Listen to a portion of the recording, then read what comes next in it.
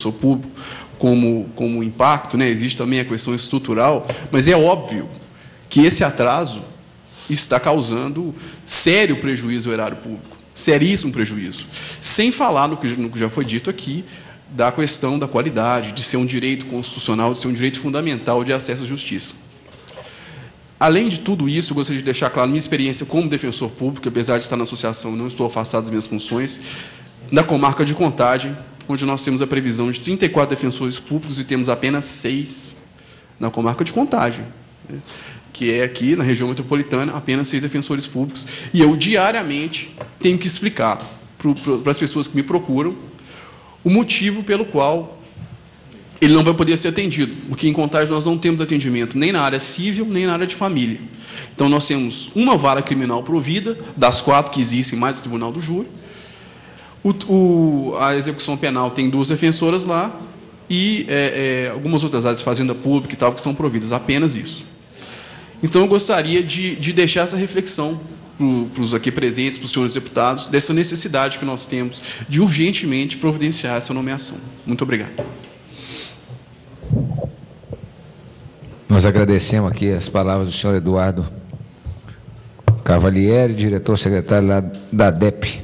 E, neste momento, passamos a palavra para que também essa presidência solicita que o mesmo cumpra o prazo regimental de 5 minutos ao senhor Gilberto Francisco Guimarães, representante da comunidade Morro das Pedras.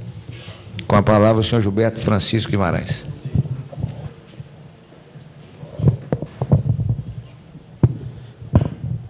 Boa tarde a todos os senhores presentes. Como dito, meu nome é Gilberto Francisco Guimarães, represento aqui hoje, com muita responsabilidade, que eu observei que não só a minha comunidade, mas também todo cidadão do Estado de Minas Gerais, mas todo brasileiro.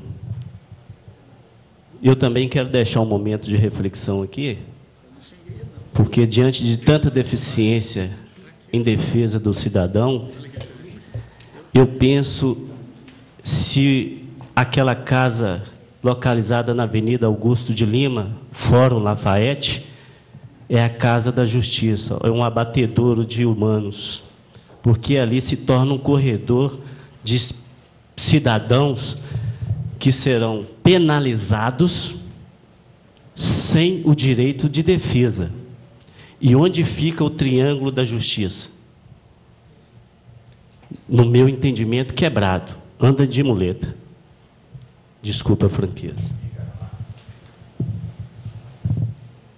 Em primeiro lugar, tem aqui, eu vou mudar o verbo, eu quero exigir a posse dos defensores concursados e aprovados. Por que não se faz isso com o dinheiro público? O dinheiro público, como dito, dos pobres, mas que temos que pagar. E pagamos.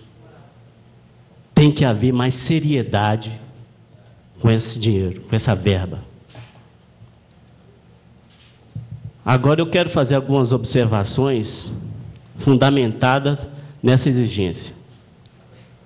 A Defensoria Pública é totalmente desconhecida da população que paga por seu serviço. Quem sabe da sua existência, na maioria das vezes, não tem acesso a seu serviço. Serviço público. Falta defensores. Nessa concentração de pessoas no Barro Preto, como já dito, pessoas que levantam de madrugada com grande possibilidade de não ser atendidos. Porque a metodologia lá é a seguinte, já dito aí pelo deputado, tem ficha. Muitos cidadãos que pagam a defensoria gostariam de todo o seu patrimônio pagar advogados, ou seja, paga por defensores, porque a defensoria é serviço gratuito, entre aspas, pago, adiantado. Então, não é gratuito. Ele vem incluso nos impostos. E paga também os advogados. se pergunta o seguinte: se a Defensoria tem responsabilidade na defesa do cidadão e ainda vai pagar o advogado, fica da seguinte forma: para onde vai o patrimônio do cidadão? Vai todo embora porque tem que pagar um advogado particular.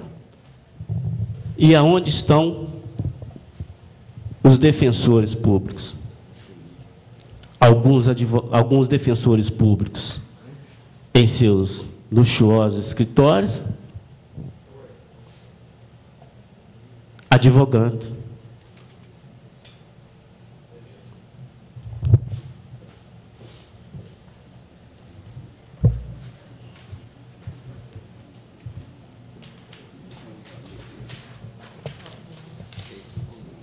Com efeito, tem-se que a Lei Complementar Mineira número 65/2003, ao disciplinar em seu artigo 137, que os membros da Defensoria Pública Mineira, em exercício quando da publicação dessa lei, ou seja, 16 de janeiro de 2003, poderão exercer advocacia para de suas atribuições institucionais até a fixação de seu subsídio, ignora por completo o disposto do parágrafo único do artigo 134 da Constituição República Federativa do Brasil. Via de contramão.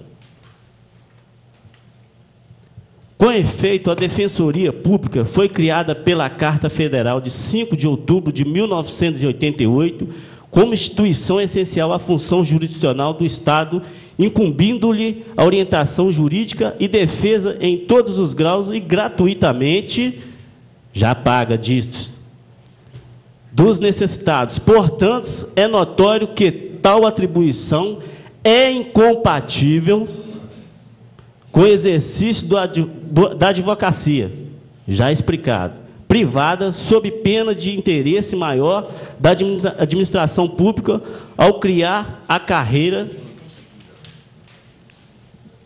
de defensor público, se esquecido qual seja a prevalência dos direitos das populações carentes. Eu quero que os senhores continuem refletindo, porque eu penso que é o seguinte: nós temos que sair daqui com avanço, não podemos continuar da forma que está. Ação direta de inconstitucionalidade 3.043, Minas Gerais. Emenda: ação de inconstitucionalidade, artigo 137 da Lei Complementar número 65, de 16 de janeiro de 2003, do Estado de Minas Gerais, defensor público, exercício da advocacia, à margem das atribuições de instituições institucionais, inconstitucionalidade, violação do artigo 34 da Constituição do Brasil. Conclua, por favor, senhor Gilberto, seu tempo já se esgotou. Ok. Realmente é muita coisa para se dizer. Eu quero agradecer esse momento que eu trago aqui de grande responsabilidade, representando não só a minha comunidade, mas a todo cidadão. Muito obrigado.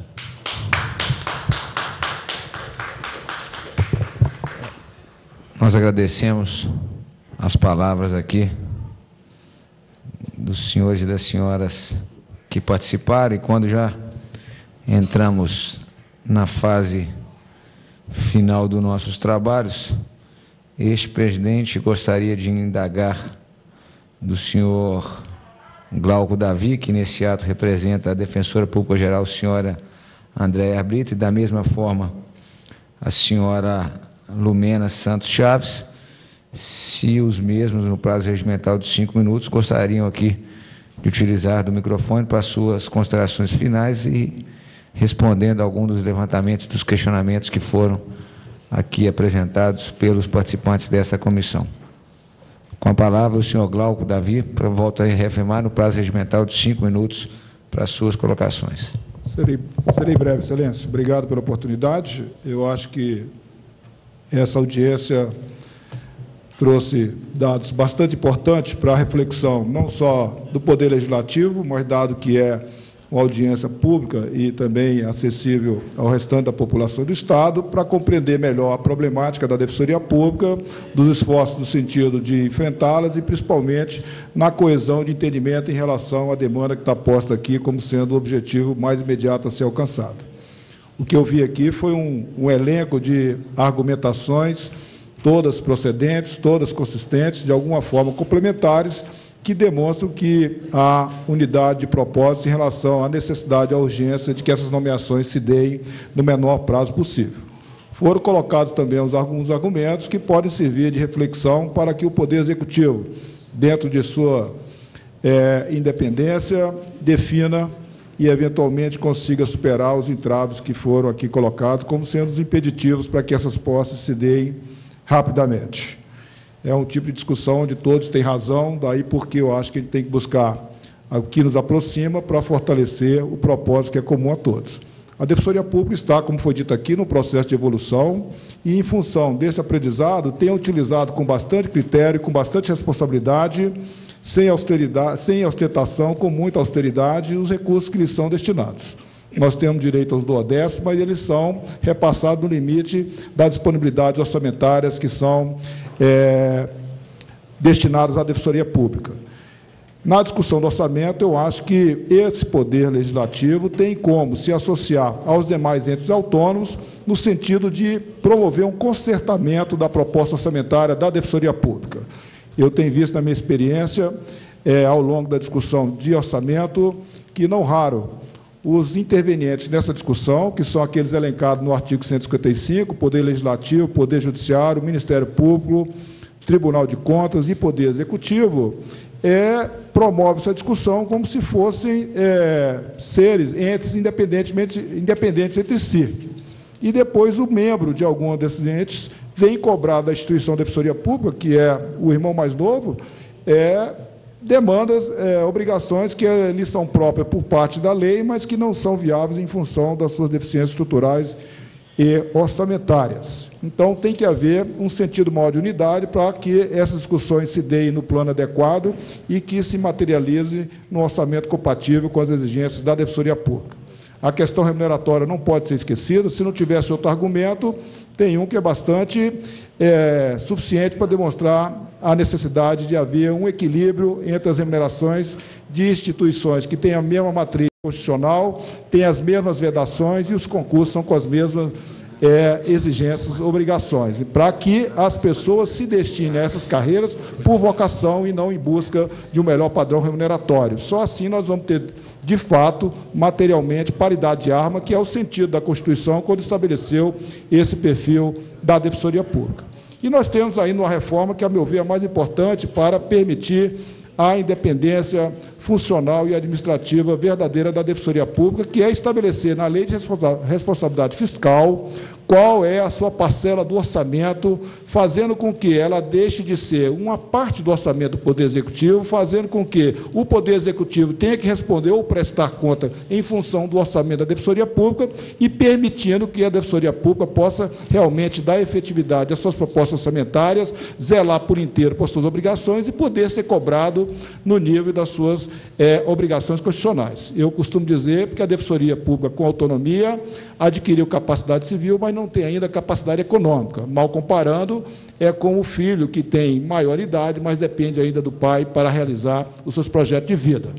Eu espero que isso avance, já há projetos nesse sentido no Congresso Nacional, um deles agora apresentado pelo senador José Pimentel, que, num cronograma de um prazo razoável, estabelecer essa dissociação do orçamento da Defensoria Pública do orçamento do Poder Executivo, permitindo, então, que nós possamos agir por inteiro e também possamos ser cobrados naquilo que nos é de obrigação, mas que nós não temos materialmente como validar. Eu agradeço a oportunidade de estar trazendo esse esclarecimento, acrescento que a Defensoria Pública tem órgãos atuantes, os defensores estão desdobrando para suprir, ainda que parcialmente, essa carência de pessoal. Os exemplos que foram aqui ilustrados, eles são verdadeiros. Essa demanda, ela tem também interferência em projetos estratégicos e organizacionais da instituição, na medida que esses novos ingressos estavam dentro do planejamento da ação da Defensoria Pública, inclusive assumindo obrigações por meio de convênios e